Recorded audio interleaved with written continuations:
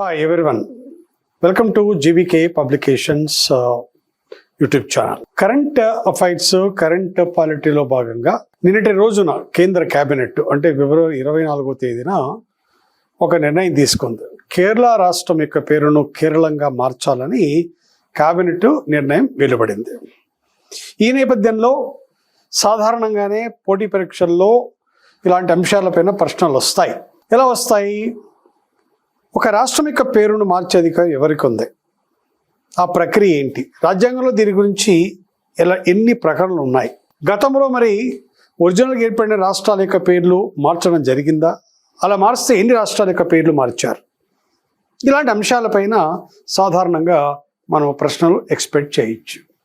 Therefore ఈ యొక్క అంశంపైన అభ్యర్థులకు ఒక సమగ్రమైన అవగాహన ఉండాలని ఉద్దేశం చేత ఈ వీడియోను చేయడం జరిగింది. రాష్ట్రాల యొక్క పేర్లు మార్పు, వాటికి సంబంధించిన రాజ్యాంగపరమైన అంశాలు, చట్టపరమైన అంశాలు, అలాగే రాజకీయపరమైన అంశాలపైన మనము సమగ్రంగా విశ్లేషణ చేద్దాం. So let us see that current issue. Kerala పేరును కేరళంగా మారుస్తూ కేంద్ర ప్రతిపాదన. రైట్. ఫిబ్రవరి 24, 2026లో కేబినెట్ నిర్ణయం తీసుకుంది.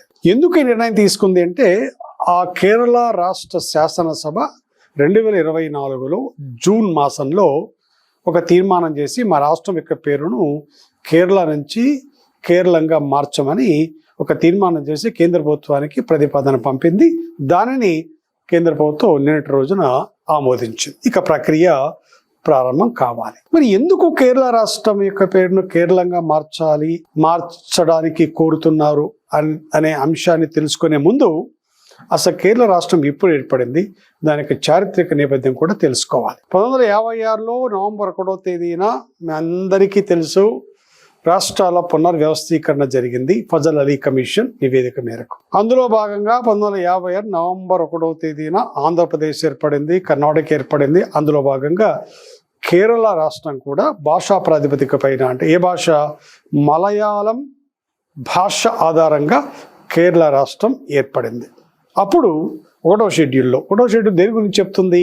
రాష్ట్రాల పేర్లు, కేంద్ర పాలిత ప్రాంతాల పేర్లు, వాటికి సంబంధించి ఇక్కడ ప్రస్తావించారు. ఇక్కడ 1వ షెడ్యూల్లో కేరళ ఆ యొక్క రాష్ట్రాన్ని కేరళగా పేర్కొన్నారు. గతంలో అంటే చారిత్రకంగా పరిశీలిస్తే కేరళ పేరు కాదు, దీన్ని ట్రావెంకోర్ ప్రావిన్స్ అనేవాళ్ళు. అప్పుడు మనకు ప్రావిన్సులు ఉన్నాయి కదా, Madras province, Travancore province, Bombay province, Calcutta province ఇలా ఉన్నాయి కదా. ట్రావెంకోర్ ప్రావిన్స్గా ఉండేది. కేరళ పేరు లేదు అప్పటికి. సో భారతదేశానికి సొంతం రావడం, ఆ ట్రావెంకోర్ ప్రాంతాన్ని పరిపాలిస్తున్న యొక్క ఆ రాజు, అప్పటికి పరిపాలిస్తున్న రాజు అతను స్వతంత్రంగా ఉండాలని చెప్పేసి అనుకుంటాడు. కానీ తర్వాత జరిగిన పరిణామాల్లో భారత యూనియన్లో కలవాలని చెప్పేసి ఆనాటి ట్రావెంకోర్ రాజు ప్రిన్స్ చితిర బలరాం వర్మ యొక్క ట్రావెంకోర్ ప్రాంతాన్ని భారత యూనియన్లో విలీనం చేయడం జరిగింది. ఆ విలీనం తర్వాత అది ఆ ప్రాంతం అట్లాగే కొనసాగింది. 1956లో రాష్ట్రాల పునర్వ్యవస్థీకరణ జరిగినప్పుడు ట్రావెంకోరు, కొచ్చిను, మలబారు జిల్లా, కాసరగోడ్ తాలూకా, కొన్ని ఈ యొక్క తమిళనాడు లేదా దాని మెడ్రాస్ రాష్ట్రం అంటాం కదా, అప్పటికి ఈ ప్రాంతాలను కలిపి కేరళగా ఏర్పాటు చేస్తూ 56లో పార్లమెంట్ అనేది ఒక చట్టం చేసింది. మా అందరికీ తెలిసిందే. అంతకుముందు కేరళకు చారిత్రకంగా చాలా గొప్ప చరిత్ర ఉంది. అశోకునిక మౌర్య సామ్రాజ్యంలో మగధ ఇలా చాలా ప్రాంతాలు స్వతంత్రంగా ఉన్నాయి. అందులో ఈ చేరాస్ అంటే కేరళ పుత్ర అంటే చేరాస్ అనేది ఒక స్వతంత్ర రాజ్యంగా ఉండేది. ఆ తర్వాత 8వ శతాబ్దంలో చాలా ప్రసిద్ధికి వచ్చింది. ఆది శంకరాచార్యులు కల్లడి అనే ప్రాంతంలో జన్మించారు. ఆది శంకరాచార్య యొక్క గొప్పతనం గురించి అందరికీ తెలిసిండేది. అలాగే కేరళ రాష్ట్రం చారిత్రకంగానే కాకుండా సాంస్కృతికంగా, భౌగోళికంగా, ఆర్థికంగా కూడా చాలా ప్రాముఖ్యత ఉంది. అత్యధికంగా ఈరోజు స్పైసెస్, సుగంధ ద్రవ్యాలు ఉత్పత్తి చేస్తున్న రాష్ట్రం కూడా కేరళనే. అలా సాంస్కృతికంగా చాలా ప్రత్యేకత ఉంది దానికి. మోహిని అట్టం మీ అందరికీ తెలిసిండేది. కథాకళి యొక్క శాస్త్రీయ పరమైన యొక్క నృత్యాలు. రాజా రవివర్మ అని చెప్పేసి ప్రఖ్యాతగాంచిన యొక్క చిత్రకారుడు కేరళకు చెందినవాడే. స్వతంత్రోద్యమ సమయంలో మోపలాల తిరుగుబాటు మనకు బాగా తెలుసు. కేరళ నుంచి ఇతర అరబ్ దేశాలకు సుగంధ ద్రవ్యాల యొక్క రవాణా, ఇతర దేశాలతో వాళ్ళకున్న యొక్క వర్తక వ్యాపార సంబంధాలు, ఇవన్నీ మనం చూస్తే చాలా గొప్ప రాష్ట్రం. అందుకే దీన్ని గాడ్స్ ఇట్స్ ఓన్ కంట్రీ అంటారు. దేవుని యొక్క సొంత ప్రాంతము, సొంత రాజ్యము అంటారు. బలి చక్రవర్తి మీ అందరికీ తెలిసిండేదే. ఆ యొక్క పౌరాణిక అంశాల యొక్క వామన అవతారం ఎత్తు విష్ణుమూర్తుడు అతన్ని దానం ల్యాండ్ అడగడం, తర్వాత జరిగిన పరిణామాలు అందరికి కూడా మీకు తెలుసు. ఇలా చాలా ప్రాముఖ్యత కలిగి ఈ నేపథ్యంలో మలయాళం మాతృభాష, ఆ మలయాళం ఆధారంగా ప్రత్యేకమైన సంస్కృతి, ప్రత్యేకమైన ఐడెంటిటీ ఉంది. తెలుగు భాషల్లో ఈ యొక్క పదాలు కొద్దిగా అనునాసికం, అంటే ముక్కుతో పలికే ఒక పదాలు. సో మలయాళం అనే ఒక వస్తువు, అలాగే తమిళం అని వస్తుంది. అక్కడ వాళ్ళు దాన్ని కేరళమే అంటారు. కేరళ అనేది కేవలం రాజ్యాంగంలో పేర్కొన్నారు. ఆ మలయాళం అనేది, కేరళం అనేది ఆ ప్రాంతంలో బాగా ప్రసిద్ధి భాషాపరంగాను సంస్కృతికంగా. కనుక మాకు ఆ విధంగా ప్రత్యేకత ఉంది. సో కనుక మా యొక్క భాష ఐక్యతను, సాంస్కృతిక ఐక్యతను మేము దాన్ని ఎత్తి చూపాలంటే కంపల్సరీగా ఈ కేరళ కాకుండా కేరళం అంటేనే మాకు ఒక ఐడెంటిటీ వస్తుంది అని ఒక డిమాండ్ వచ్చింది. దానికి అనుగుణంగా ఆ రాష్ట్ర శాసనసభ తీర్మానం చేసి కేంద్ర ప్రభుత్వానికి పంపింది. మా రాష్ట్రం యొక్క పేరును మార్చడం, దానికి కేంద్ర ప్రభుత్వం ఒప్పుకుంది. ఇది నేపథ్యం. అంటే ఎందుకు మార్చాల్సి వచ్చింది, ఎందుకు మారుస్తారు అంటే భారతదేశంలో ప్రాంతీయంగా ఆ భాషల యొక్క ప్రత్యేకత, ప్రాంతీయంగా ఆ యొక్క పదాల యొక్క అర్థాలు వేరుగా ఉంటాయి. బ్రిటిష్ వారు భారతదేశాన్ని పరిపాలించిన తర్వాత వారికి ఈ భాష పైన పట్టలేకపోవడం, భాషా పదాలు పలకడంలో యొక్క సంక్లిష్టత వల్ల వాళ్ళకు అనుగుణంగా ప్రొనౌన్సియేషన్ మార్చుకున్నారు. ఉదాహరణకు మనకు కడప ఉంది. మామూలు కడప ఎట్లా రాస్తాం, KADAP రాస్తాం. కానీ మొన్నటి వరకు కూడా కడపను CUDDAPH అని రాసేవాళ్ళు. కుడుప్, బ్రిటిష్ వారు దాన్ని కుడుప్ అని పలికేవాళ్ళు. అలాగే కర్నూలు ఉంది, KURNOOL. కానీ మనము కర్నూలు అని పలుకుతాం, రాసేది మాత్రం కుర్నూలు అని రాస్తాం. ఎందుకంటే వాళ్ళు బ్రిటిష్ వాళ్ళు కుర్నూలు పలికారు, ఆ విధంగా రాసుకున్నారు. అలా చాలా పదాలు ఉన్నాయి. సో అలాగే బెంగళూరు ఉంది, బెంగళూరు అయింది. పాండిచ్చేరి, పుదుచ్చేరి లోకల్ ప్రత్యేకత. ఆ విధంగా ఈ యొక్క కేరళం అనేది స్థానికంగా భాషాపరంగా సాంస్కృతికంగా ఒక ప్రత్యేక ఐడెంటిటీని, ఉనికిని చాటుకోవడానికి వాళ్ళు కోరారు. అది దాని వెనుకొన్న యొక్క కారణం. అలాగే మనము గతంలో ఒరిస్సా రాష్ట్రాన్ని ఒడిషా రాష్ట్రంగా మార్చారు. ఎందుకంటే ఒరియా భాషలో ఒరిస్సా అంటే మీనింగ్ లేదు, అలాగే ఒడిషా అంటే ల్యాండ్ ఆఫ్ ఫార్మర్స్ అని అర్థం. అలాగే మనకు ఉత్తరాంచల్ ఉత్తరాంచల్ దానికి మీనింగ్ లేదు. ఉత్తర అంటే నార్త్, చల్ అనే దానికి మీనింగ్ లేదు. దాని ఉత్తరాఖండ్ అంటే భాగం అట్లా పేరు. అలాగే అస్సాం అనేది సింప్లిఫైడ్, దానికి అస్సాం భాషలో పెద్ద ప్రత్యేకమైన అర్థం రాదు. అస్సోం అంటే దానికి ప్రత్యేకమైన అర్థం వస్తుంది. ఆ విధంగా లోకల్కి అనుగుణంగా ఈ యొక్క పేరును మార్చడం జరిగింది. అందులో భాగంగా కేరళను కూడా మార్చడం జరుగుతోంది. ఇదండి దీని వెనకున్న యొక్క లాజిక్, దీని వెనకున్న యొక్క కారణము. That's all. మరి ఎలా మారుస్తారు? రాజ్యాంగంలో ప్రక్రియ ఏంటంటే, భారత రాజ్యాంగంలో ఇప్పటికీ మీకు అవగాహన ఉంటే 1వ భాగం ఉంటుంది, Part 1 అని ఉంటుంది. Part 1 1వ భాగం అంటే ఆర్టికల్స్ 1 to 4 ఏముంటుంది? రాష్ట్రాల ఏర్పాటు, పేర్ల మార్పు, సరిహద్దుల మార్పు, పునర్వ్యవస్థీకరణకు సంబంధించి 1వ భాగంలో 1 to 4లో పేర్కొన్నారు. అందులో article 3 very very very important. మిగతా ఆర్టికల్స్ అన్ని మనకి ఇప్పుడు సంబంధం లేదు. Article 3 is very very important. ఈ ఆర్టికల్ 3 ప్రకారమే రాష్ట్రాల పునర్వ్యవస్థీకరణ, రాష్ట్రాల యొక్క పేర్లు మార్చడం జరుగుతుంది. ఏంటి ప్రక్రియ అంటే, కేంద్ర ప్రభుత్వమే దీనికి ప్రతిపాదన చెయ్యాలి రాజ్యాంగపరంగా. అయితే రాజకీయంగా వాస్తవికంగా మాట్లాడితే రాష్ట్రాలు కూడా తమ యొక్క సరిహద్దులు మార్చమని, తమ రాష్ట్రం యొక్క పేరు మార్చమని శాసనసభలో ఒక తీర్మానం చేసి కేంద్ర ప్రభుత్వానికి నివేదించవచ్చు. రాష్ట్రాలు తీర్మానం చేసి కేంద్ర ప్రభుత్వానికి నివేదించడం అనేది రాజ్యాంగంలో లేదు. అది రాజ్యాంగేతరం, రాజ్యాంగ వ్యతిరేకం కాదు, రాజ్యాంగేతరం. It is extra constitutional but not unconstitutional. అడగచ్చు, రాష్ట్రాలు అడిగే అనే అంశం రాజ్యాంగంలో లేదు, బట్ అడగచ్చు, తప్పేమీ కాదు. ఆ విధంగా కేరళ అడిగింది. అలా ప్రతిపాదన రాష్ట్రాలే వాళ్ళే ఇనిషియేట్ చేయొచ్చు. లేదా రాజ్యాంగపరంగా మాట్లాడుకుంటే కేంద్ర ప్రభుత్వమే ఇనిషియేట్ చేస్తుంది. మినిస్టర్ ఆఫ్ హోమ్ అఫైర్స్, కేంద్ర హోంశాఖ మంత్రి దీనికి సంబంధించిన డ్రాఫ్ట్ తయారు చేసి కేబినెట్ ఆమోదానికి పంపుతాం. కేబినెట్లో చర్చించి కేబినెట్ ఆమోదం జరుగుతుంది. ఇలా పేరు మార్చాలా. తర్వాత దాన్ని రాష్ట్రపతి యొక్క రాష్ట్రపతి యొక్క అనుమతికి పంపిస్తారు. ముందస్తు అనుమతి తీసుకుంటారు. ఇలా ఒక రాష్ట్రం పేరు మారుస్తున్నాం, మీరు దానికి అనుమతి ఇవ్వాలని చెప్పి రాష్ట్రపతి దానికి అనుమతి ఇస్తాడు. The prior permission, prior consent to the president is obtained. అదొక ప్రక్రియ. భారత రాష్ట్రపతి దేశాధిపతి కనుక అతనికి సమాచారం ఇవ్వాలా, అతని యొక్క అనుమతి తీసుకొని కేంద్ర ప్రభుత్వం ఆ యొక్క ప్రతిపాదించిన బిల్లును రాష్ట్ర శాసనసభ యొక్క అభిప్రాయానికి నివేదిస్తాం. అభిప్రాయమే, అంగీకారం కాదు, అనుమతి కాదు. ఇలా పేరు మారుస్తాం. వీళ్ళు అడిగారు కనుక ఇప్పుడు ప్రాబ్లం లేదు. అడగకుండా కూడా కేంద్ర ప్రభుత్వం పేరు మార్చవచ్చు. ఎలాగ మార్చరు ఆ విధంగా, ఎందుకంటే రాజకీయంగా ఇబ్బందులు వస్తాయి. సో ఆ యొక్క ప్రతిపాదన బిల్లు రాష్ట్ర శాసనసభకు వస్తుంది. రాష్ట్ర శాసనసభ వాళ్ళు చర్చించి ఎస్ మీ ఒప్పుకుంటారని చెప్పేసి ఒక తీర్మానం చేసి తిరిగి మళ్ళీ కేంద్ర ప్రభుత్వానికి పంపిస్తారు. అప్పుడు కేంద్ర ప్రభుత్వం ఆ బిల్లును పార్లమెంట్ ఉభయ సభల్లో ఏ సభలో అయినా ప్రవేశపెట్టచ్చు. It can be introduced in either houses. ఫలానా సభలోనే ప్రవేశపెట్టాలనేమీ లేదు. ప్రవేశపెట్టిన తర్వాత చర్చ జరుగుతుంది. ఆ సభలు, 2 సభలు కూడా ఆ బిల్లును సాధారణ మెజారిటీతో ఆమోదించాలి. ఈ సింపుల్ మెజారిటీతో ఆమోదించాలి. ఎలా ఆమోదించాలి? వేరువేరుగా ఆమోదించాలి. అంటే లోక్సభ సపరేట్గా, రాజ్యసభ సపరేట్గా ఆమోదించాలి. మరి ఒక సభ ఎస్ అని మరొక సభ నో అంటే ఏమవుతుందంటే బిల్లు వీగిపోతుంది. సంయుక్త సమావేశానికి ఆస్కారం లేదు. In case of conflict between 2 houses, the bill gets what we call defeated.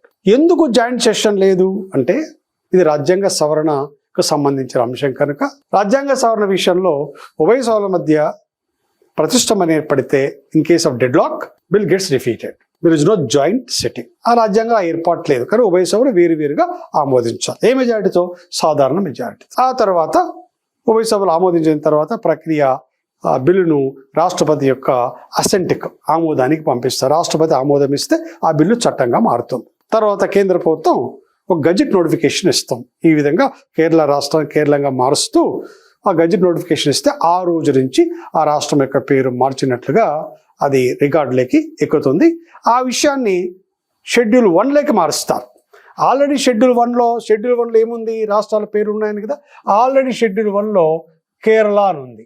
Kerala అని ఉంది. ఓకే, ఇప్పుడు దీన్ని ఏం చేస్తారు? అక్కడ కేరళంగా మారుస్తారు. షెడ్యూల్ 1లోకి సవరణ జరగాలి. ఎందుకంటే షెడ్యూల్ 1లోనే కదా రాష్ట్రాలకు పేర్లు ఉండేది. ఇక్కడ మార్చినప్పుడు అక్కడ కూడా మార్చాలి కదా. కనుక ఆర్టికల్ 3 ప్రకారం పార్లమెంటు బిల్ ఏదైనా మార్పు చేస్తే ఆటోమేటిక్గా షెడ్యూల్ 1లో కూడా మార్పులు వచ్చేస్తాయి. ఆటోమేటిక్గా వచ్చేస్తాయి. మన దానికి ప్రత్యేకంగా బిల్లు అవసరం లేదు. అట్లా షెడ్యూల్ 1లో అప్పుడు కేరళంగా వాటిని మార్చడం జరుగుతుంది. దీంతో ప్రక్రియ పూర్తి అవుతుంది. కేరళం అంటే అర్థం ఏంటంటే it is a land of coconuts. అని అంటే మలయాళంలో ఆ విధంగా ఈ పదం వచ్చింది. కేరళం అనగా ల్యాండ్ ఆఫ్ కోకోనట్స్. కేర లేదా కేర్ అంటే కోకోనట్, కొబ్బరి. ఈలం అంటాం. ఈలం అంటే land. So land of coconuts. Yes, మీ అందరికీ తెలుసు కేరళలో విస్తృతమైన యొక్క ఈ కొబ్బరి తోటలు ఉంటాయి. ప్రధానంగా వాళ్ళు కుకింగ్ మీడియం, మొత్తం వాళ్ళ వంటలంతా కూడా కొబ్బరి నూనెతోనే చేసుకుంటారు. అందుకే దీన్ని కేరళం, ల్యాండ్ ఆఫ్ కోకోనట్స్ అంటారు. అట్లా మార్చుతారు. అర్థమైందా? సో ఈ విధంగా ఆ యొక్క పేరు అనేది స్థిరీకరించబడుతుంది. వాళ్ళ యొక్క ప్రత్యేకత కొనసాగించబడుతుంది. అందుకోసం వాళ్ళు ఆ విధంగా డిమాండ్ చేయడం జరిగింది. మరి గతంలో కూడా చాలా రాష్ట్రాల యొక్క పేర్లు మార్చారు. అవి ఏర్పడినప్పుడు ఉన్న ఒక పేరు, తర్వాత పేర్లు మార్చడం జరిగింది. ఏ రాష్ట్రాల యొక్క పేర్లు మార్చారో ఒకసారి గమనించండి. 1950లో అప్పటి యునైటెడ్ ప్రావిన్స్ యూపీ, ఉత్తరప్రదేశ్గా మార్చారు. 56లో ట్రావెన్కోర్ కొచ్చిన్, అప్పుడు ముందు చెప్పారు ట్రావెన్కోర్ వచ్చిన తర్వాత పునర్వ్యవస్థీకరణ ద్వారా, రాష్ట్రాల పునర్వ్యవస్థీకరణ చట్టం ద్వారా దాన్ని కేరళగా మార్చారు. 59లో మధ్య భారత్, సెంట్రల్ ప్రావిన్స్ను మధ్యప్రదేశ్గా మార్చారు. 60లో అప్పటికి మనకు బాంబే స్టేట్ ఉండే, దాన్ని విడగొట్టి గుజరాత్, మహారాష్ట్రగా మార్చారు. 68లో మెడ్రాస్ స్టేట్, తమిళనాడు. ఎందుకంటే ఎప్పుడైతే భాషాపరహితంగా రాష్ట్రాలు ఏర్పడ్డాయో మెడ్రాస్ ఉండకూడదు, తమిళ ఆధారంగా రాష్ట్రం ఏర్పడింది తమిళనాడు. అలాగే మైసూర్ స్టేట్ ఉండే అప్పుడు 73లో, మైసూర్ మహారాజు తర్వాత పరిపాలన. ఈ మైసూర్ అనేది కన్నడ ప్రాంతం, కన్నడ లాంగ్వేజ్, కానీ కర్ణాటక ఆ భాష ఆధారంగా. అలాగే 1953లో ఆంధ్ర రాష్ట్రం, 56లో ఆంధ్రప్రదేశ్ ఏర్పడినప్పుడు కూడా ఇదే గొడవ వచ్చింది. ఏ పేరు పెట్టాలా? ఆంధ్ర రాష్ట్రం అన్నారు, తర్వాత ఆంధ్రప్రదేశ్ అయింది, తర్వాత వేరే విషయం. ఆంధ్రప్రదేశ్కి అర్థం లేదు. ఆంధ్ర అనేది భాషావాచకం కాదు, అది జాతివాచకం. తెలుగు అనేది భాషావాచకం. మరి తెలుగు రాష్ట్రం కదా, తెలుగు నాడు అనాలి కదా, ఎందుకు ఆంధ్రప్రదేశ్ అన్నారు? ఆంధ్ర అంటే ఓకే, ప్రదేశ్ అనేది మళ్ళీ హిందీను, అది ప్రదేశంలో సాంస్క్రిట్ మూలం అవుతుంది, తెలుగునాడు అనేది బెస్ట్. సో కన్నడనాడు, అది కర్ణాటక, తమిళనాడు, తెలుగునాడు అని ఉండాలి.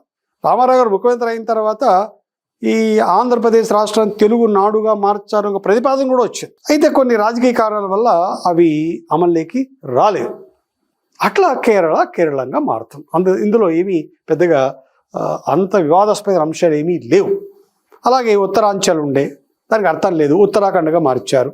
పాండిచ్చేరి, యూనియన్ టెరిటరీ, పుదుచ్చేరి, లోకల్గా పాండిచ్చేరి, పుదుచ్చేరి ఆ యొక్క తమిళ భాషలో పలికి పదాలను బట్టి వాడతారు. తర్వాత ఈ యూసేజ్లో పేర్లు మారిపోతున్నాయి, అంత షార్ట్కట్లు వచ్చేసాయి కదా. ఇప్పుడు అనంతపూర్ అంటారు, అనంతపూర్ అనకూడదు, అనంతపురం అనాలి. అనంతపూర్ అంటే అర్థం ఏంటి? పూర్వం దానికి మీనింగ్ లేదు. పురం అంటే పట్టణం, నగరం అనొచ్చు అట్లా. So Assam language, Assam meaning లేదు, అసోం. అలాగే ఒరిస్సా, ఒడిషా. అలాగే వెస్ట్ బెంగాల్ యొక్క రాష్ట్రం పేరు కూడా మార్చమని 2011లో నుంచి డిమాండ్ ఉంది. 2016లో 17లో ప్రస్తుత ముఖ్యమంత్రి మమతా బెనర్జీ అక్కడ డిమాండ్ చేశారు, దాన్ని బాంగ్లాగా మార్చమని. పశ్చిమ బంగా అట్లా. ఎందుకంటే నేటివ్గా అది బంగ్లాదేశ్ అంటారు. ఆ విధంగా బెంగాల్ భాషలో బాంగా ఆ విధంగా మార్చమని అడిగారు. కానీ ఇంతవరకు కేంద్ర ప్రభుత్వం దానిపైన ఎలాంటి నిర్ణయం తీసుకోలేదు. బహుశా కేరళలో ఈ పరిణామం జరుగుతుంది కనుక కేరళ నుంచి కేరళంగా మారుతుంది.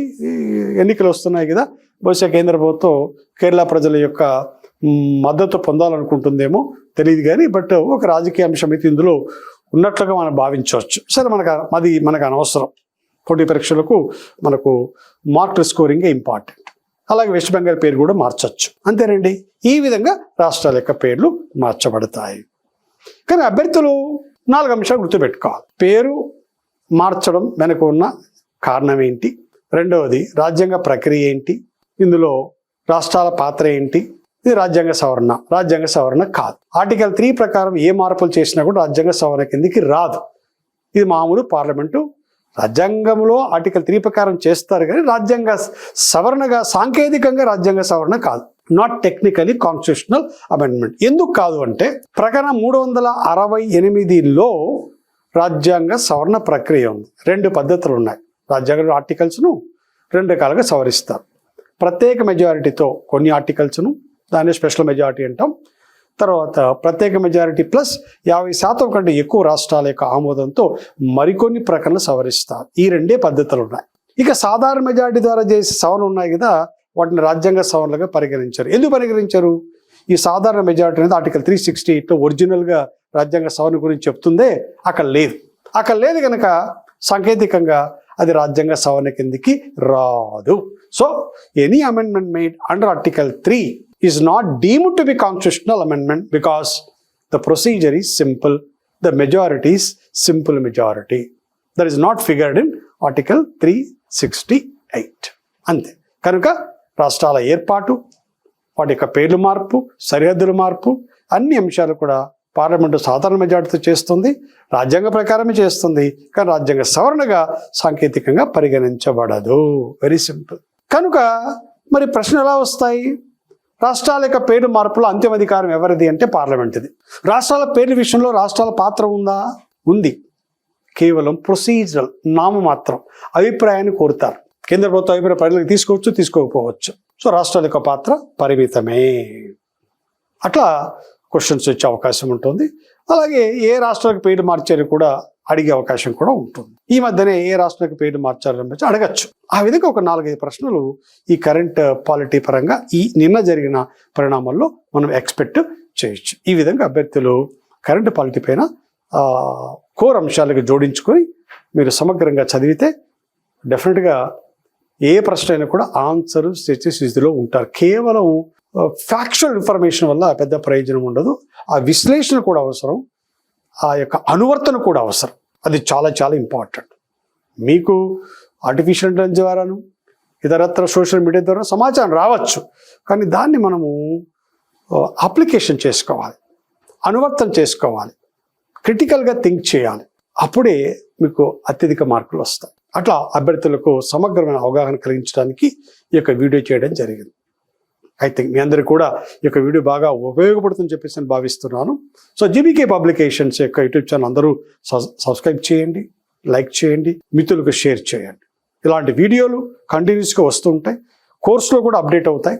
అలాగే యూట్యూబ్లో కూడా చాలామంది అభ్యర్థులు కొంతమంది కోర్సు కొనలేని వాళ్ళు కూడా కొంతవరకు సాయం చేయాలని ఉద్దేశం చేత కొన్ని వీడియోస్ యూట్యూబ్లో కూడా ఫ్రీగానే అప్లోడ్ చేయడం జరుగుతుంది. So thank you for listening this excellent information to you.